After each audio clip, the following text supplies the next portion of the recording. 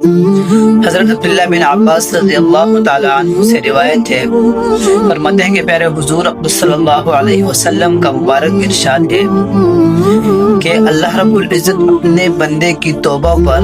اس شخص سے بھی زیادہ خوش ہوتے ہیں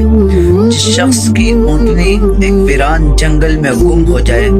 اور اس کی امید بالکل ختم ہو جائے اور پھر اچانک وہ اونٹنی اسے مل جائے، اس کے بعد جتنا وہ خوش ہوتا ہے، مطلب تمام تر اس کے جو امیدیں ہوتی ہیں وہ ختم ہو جاتی ہیں، لیکن اس کے باوجود اگر وہ مل جائے تو وہ کتنا خوش ہوگا، تو اس سے بھی زیادہ رب العالمین اپنے بندے کی توبہ پر خوش ہوتے ہیں۔ اس حدیث سے ہمیں یہ بات معلوم ہوتی ہے کہ جو شخص گناہوں کو چھوڑ کر، نفسی خواہشات کو چھوڑ کر اللہ رب العزت کے بارگاہ میں آ کر گڑ گڑاتا ہے اور توبہ کرتا ہے تو اللہ رب العزت کے ہاں وہ بہت محبوب بن جاتا ہے۔ لیکن اس کے برعکس اگر کوئی شخص گناہ کرے، پھر توبہ کرے، پھر دوبارہ اپنے گناہوں کی طرف لوٹ جائے بار بار، تو یہ بہت بڑا خطرناک عمل ہے۔ وہ شخص سوچ تو یہ رہا ہوگا کہ میں اللہ کو دھوکہ دے رہا ہوں، لیکن بالکل ایسا بھی نہیں ہے، بلکہ وہ اپنے آپ کو دھوکہ دے رہا ہے۔ اللہ کی دی ہوئی ایک عظیم نعمت کو وہ ٹھکرا رہا ہے، اپنا ہی نقصان کر رہا ہے، نہ کہ کسی اور کا نقصان کر رہا ہے۔ بار بار گناہ چھوڑنا، پھر توبہ کرنا اور پھر گناہ کی طرف لوٹنا، یہ ایک قسم کی اپنے نفس کی وہ غلامی کر رہا ہے، نفسی خواہشات کو اپنا رہا ہے اور نفس اسے جہنم کی طرف دھکیلتا جا رہا ہے۔ پیارے آقا صلی اللہ علیہ وسلم کا مبارک فرمان ہے،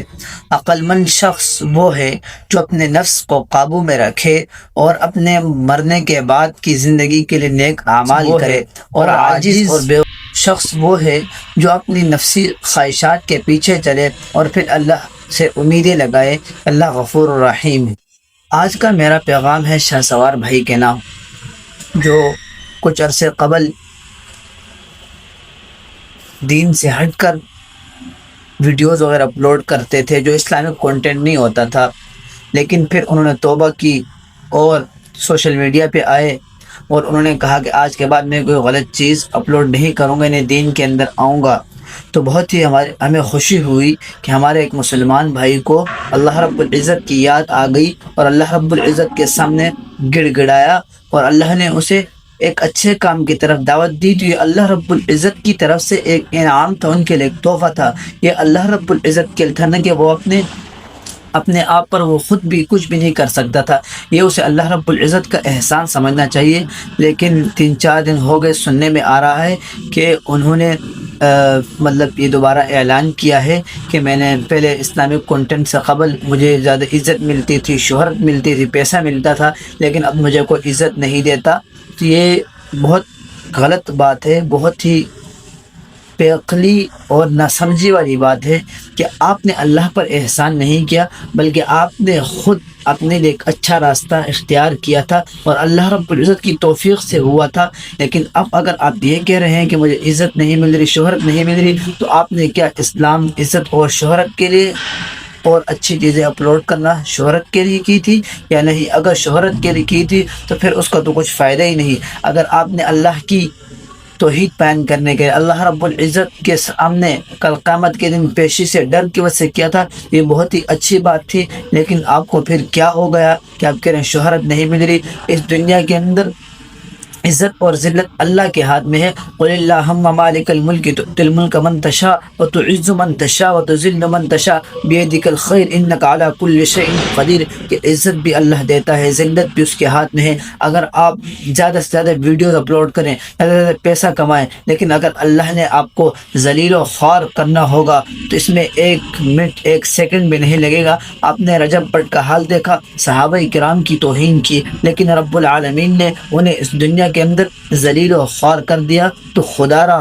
را ایسی باتیں نہ کریں، اب احسان اللہ پر نہ جتلائیں۔ شہرت نہیں ملی، مجھے پیسہ نہیں ملا، آپ اللہ سے رجوع کریں، اپنا کاروبار شروع کریں، انشاءاللہ ہم آپ کے کھڑے رہیں گے۔ جہاں بھی ہماری ضرورت ہوئی انشاءاللہ العزیز آپ کے ساتھ کھڑے رہیں گے، کسی چیز کی کمی نہیں آنے دیں گے۔ اور میں نے تو حتیٰ کہ یہاں تک سنا ہے کہ بڑے بڑے لوگوں نے یہ اعلان کیا کہ آپ ہمارے آفس میں آ جائیں، صرف یہاں پہ حاضری دیں، آپ کی تنخواہ ہم دیں گے۔ لیکن اس کے باوجود بھی اگر آپ نہیں آتے تو یہ بہت ہی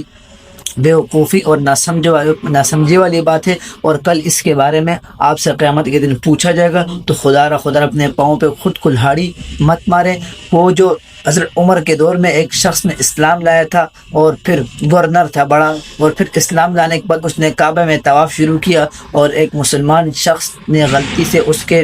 احرام پر پاؤں رکھا، اس کا احرام کھل اس نے اس کا چماٹ مارا، اور چماٹ مارنے کے بعد جب اس سے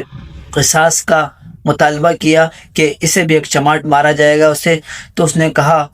دل میں کہ میں تو ایک گورنر ہوں، ایک عام سا انسان ہے۔ تو وہاں بے حضرت عمر رضی اللہ تعالیٰ نے فرمایا کہ یہاں آپ ہمارے اوپر احسان نہیں کرنے آئے بلکہ آپ اپنے نفس کے لیے آئے ہیں۔ تو میری آپ سے یہی گزارش ہوگی کہ آپ دوبارہ ایسی باتیں نہ کریں، ایسی بہکی باتیں، اور اللہ رب العزت کے بارگاہ میں گڑگڑائیں اور کسی پیر سے اپنا واسطہ جوڑیں، علماء کی مجالس کے اندر بیٹھیں، تاکہ آپ کے اندر کچھ شعور، کچھ عقل آ جائے، اور آپ اپنے پاؤں پر خود ہی کلہاڑی مارنے والے میں سے شمار نہ کیے جائیں، کیونکہ کل قیامت کا دن ہوگا، بہت بڑا سخت عذاب ہوگا، تو پھر بہت مشکلات کا سامنا ہوگا۔ اگر آپ اسلامی چیزیں اپلوڈ کرتے ہیں تو کچھ نہ کچھ ان کا فائدہ آپ کو ہوگا، لیکن اگر آپ غلط چیزیں اپلوڈ کرتے ہیں، گناہوں والی چیزیں اپلوڈ کرتے ہیں، تو یہ مرنے کے بعد بھی آپ کے گناہوں کے اندر بڑھتے جائیں گے، آپ کو گناہ اس وجہ سے بڑھتے جائیں گے۔ لیکن اگر آپ نے تلاوت شیئر کر دی، کچھ اچھی چیزیں آپ نے اپلوڈ کر دی دین کے متعلق، تو مرنے کے بعد بھی شاید کیا پتہ کوئی عمل کرے اور اس پر آپ کو اجر و ثواب ملے اللہ رب العزت کی طرف سے۔ تو میں امید کرتا ہوں کہ آپ میری بات سمجھ چکے ہوں گے۔ اللہ رب العزت سے میں آپ کے لیے دعا